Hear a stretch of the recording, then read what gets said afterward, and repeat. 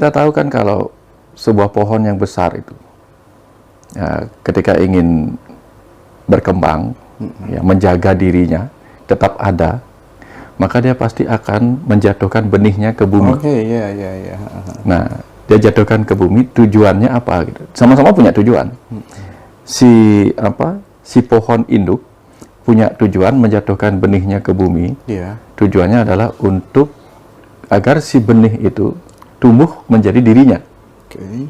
Ya, jadi bukan. Si induk itu ingin supaya ada yang mengingat bahwa dia pernah ada sebagai pohon induk. Kemudian si benih yang jatuh ke bumi untuk menyerap nutrisi bumi itu bertujuan untuk apa? Untuk bertumbuh menjadi seperti induknya. Itu dulu pertama. Nah, tentu saja karena benih itu lebih kecil daripada induknya, maka si benih juga boleh disebut sebagai percikan dari si induk. Percikan dari DNA si induk yang terkumpul ke dalam sebuah titik bernama benih. Nah, dalam ajaran spiritual yang saya pahami dan diajarkan, kita ini sejatinya sebagai sang ruh itu adalah benih dari sang kecerdasan semesta tak terbatas itu sendiri, yang kemudian dijatuhkan ke bumi untuk terus membuktikan, menunjukkan adanya sang induk, sang asal itu. Gitu. Jadi benih ini, sang ruh ini hadir dalam kehidupan ini untuk membuktikan, untuk menunjukkan bahwa sang induk itu ada yang menurunkan si benih. Lalu si benih ini ngapain ke bumi? Untuk menyerap nutrisi pengetahuan, pembelajaran, dan benih-benih kesadaran juga untuk apa? Untuk dia bertumbuh menjadi seperti induknya. Jadi sang ruh dalam alam semesta kecil ini bertumbuh di dalam bumi ini, alam semesta ini, untuk mencapai kesadaran seperti induknya, yaitu seperti sang pencipta itu sendiri. Ya, namanya juga seperti sang pencipta, tentu tujuannya adalah supaya bisa mencicipi segala rasa yang dirasakan oleh sang pencipta ketika dia menciptakan atau berada di alam ciptaannya, alam semesta tak terbatas ini. Nah, sekarang sebagai percikan kita disuruh, kamu coba diam di alam semesta kecil yang kuciptakan untuk mengerti bagaimana rasanya sebagai sang ruh, ya, sebagai percikan Tuhan, untuk mencintai, memelihara, bahkan melebur apapun yang ada di alam semesta kecilmu. Mencintai segala dualitas kiri dan kanan, mencintai baik dan buruk, mencintai perlawanan-perlawanan. Nah, contoh nih, kan kadang-kadang kita sakit padahal nggak ingin sakit. Ya, secara alami kita nggak ingin sakit, tapi sakit ya sakit aja. Kadang sel-sel tubuh kita melawan apa yang kita inginkan. Sama halnya seperti Tuhan itu sering dilawan oleh sel-sel kecil berupa makhluk-makhluk seperti kita ini. Kadang kita melawan kehendaknya. Seperti halnya sel-sel tubuh kita melawan kehendak kita. Kebayangkan, Mas Hendra ya? Nah, artinya kita disuruh benar-benar mengalami bagaimana rasanya ketika sang pencipta yang maha itu justru dilawan oleh yang terbatas ini. Diri kita ini, sel-sel kita yang satu di antara 40 triliun sel itu misalnya, berani-beraninya melawan si pemberi hidup pada tubuh ini, yaitu sang roh, sang Atman itu tadi. Nah, kita disuruh mengalami itu. Nah, itu salah satu visi yang paling umum lah.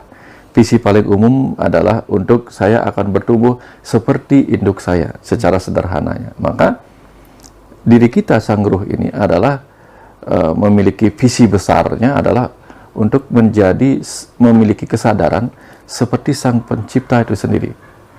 Nah, tentu kemudian untuk bisa mencapai itu, kita mempunyai misi. Ya, bagaimana cara kita untuk benar-benar mencapai visi itu, mencapai kesadaran itu.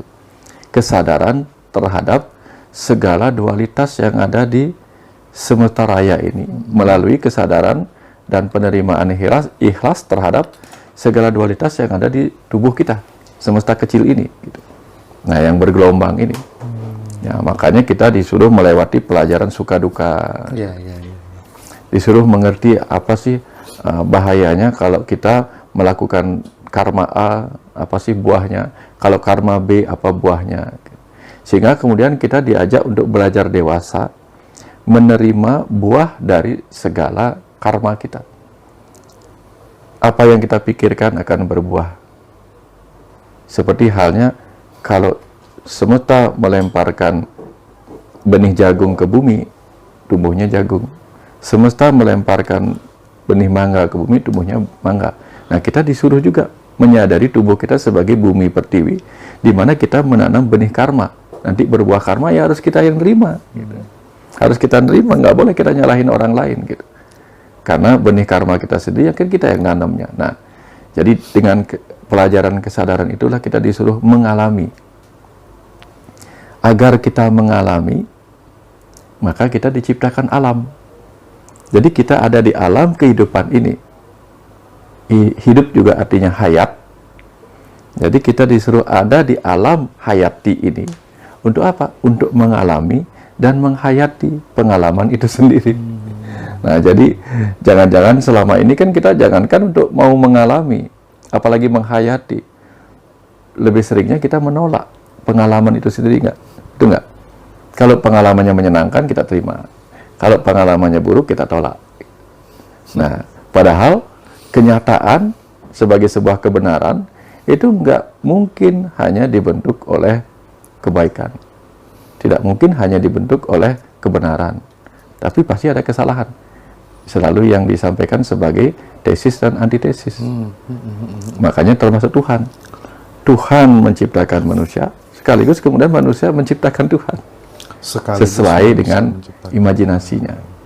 Ya kan manusia-manusia diciptakan Tuhan oleh imajinasi kecerdasannya. Ada yang begini, ada yang begitu, ada yang begini. Gitu. Jadi ketika Tuhan menciptakan manusia ada begini, ada begitu, maka manusia pun akan menciptakan Tuhan ada begini, ada begitu. Sama.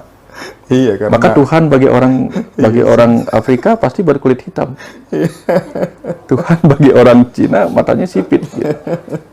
Boleh nggak? Ya boleh, orang Tuhan aja menciptakan refleksi dirinya bermacam-macam. Gitu.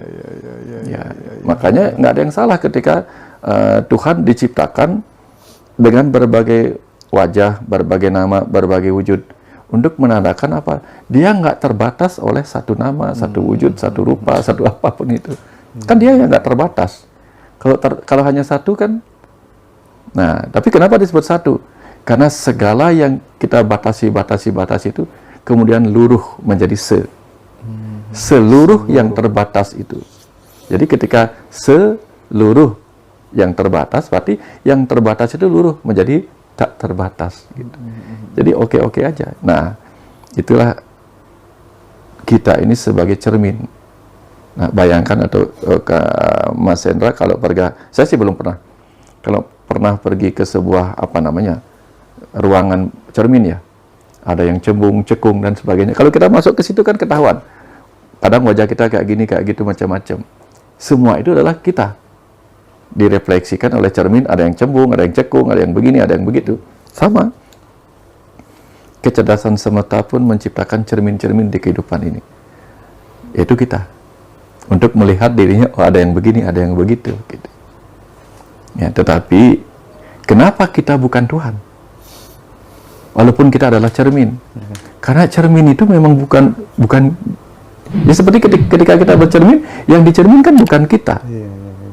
Tapi kita sadar bahwa kita ada di cermin itu. Ya. Percikan, pantulan. Ya, seperti itu pantulannya. Jadi yang bercermin boleh menyebut dirinya ada di cermin, tapi bayangan di cermin nggak boleh menyebut dirinya sebagai si cermin. Ya, kita ini bayangan, makanya disebut maya. Gitu. Maya. Tubuh ini maya, semuanya maya. Ketika semuanya ini maya dan tidak abadi, bagaimana mungkin kita menyebut diri kita Tuhan? Sementara Tuhan abadi. Tetapi kita adalah refleksinya, manifestasinya. Untuk apa? Untuk menunjukkan ketakterbatasan. Nah, bagaimana cara kita mengatakan sesuatu itu tak terbatas? Pasti dimulai dari terbatas. Anggaplah begini, jumlah pasir di lautan tak terbatas, tak terhingga. Kenapa disebut tak terhingga? Padahal kalau kita ambil kan kita dapat sebutir. Saking banyaknya kita sebut tak terhingga. Kenapa disebut tak terdefinisi? Karena setiap definisi nggak bisa mampu mengurai tentang dirinya. Tapi once kemudian kita mengenalnya kita nggak butuh definisi. Sama dengan kalau kita, Mbak Listi misalnya. Mbak Listi tahu bola nggak? Tahu ya? Tahu, Kak. Oke, bola itu bentuknya kayak apa? Bulat. Bulat. Betul apa salah? Belum tentu betul, belum tentu salah. Karena kalau bola rugby bentuknya lonjong. Kalau yang disebut bola bulu tangkis, kalau kita biarkan bola bulu tangkis itu. Kalau isinya bola apa?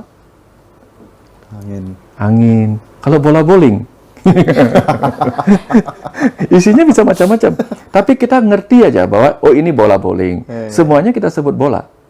Bahkan kemudian sekali kita paham tentang bola, kita nggak butuh definisi apapun.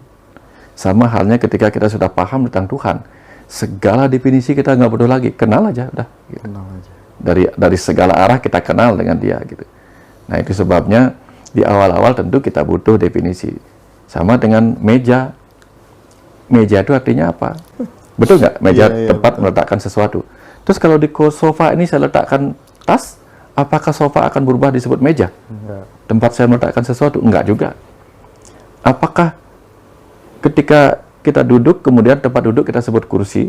Ya. Tapi kalau saya duduk di atas meja, apakah meja berubah jadi kursi? Enggak juga. Jadi benar-benar enggak terdefinisi. Nah, artinya apa? Yang nyata saja tidak bisa didefinisikan dengan sempurna. Apalagi yang abstrak seperti Tuhan. Tapi once kita mengenalinya, kita nggak butuh definisi. Udah, tolong ambil mejanya. Kita tahu aja meja yang akan kita ambil. Tahu aja mana yang disebut kursi, mana meja. Walaupun sama-sama kotak, pasti kita ngerti. Betul nggak? Kan misalnya dia ada meja bulat, kemudian ada yang bulat kecil-kecil juga. Yang mana meja, yang mana kursi kita pasti tahu. Nah, tanpa butuh definisi. Nah, tujuan kita adalah dalam konsep kembali tadi itu, misi kita adalah mengenalinya dari berbagai sudut. Sampai kita nggak membutuhkan definisi apapun tentang dia, tentang kesadaran apapun. Nah, menyadari itu kan, saya sadar ini meja, saya sadar ini kursi. Seperti itulah kita akan belajar menyadarinya melalui berbagai pengalaman yang kita hayati. Karena kita adalah percikan sang hayat yang sedang ada di dalam alam material tubuh manusia untuk mengalami. Gitu.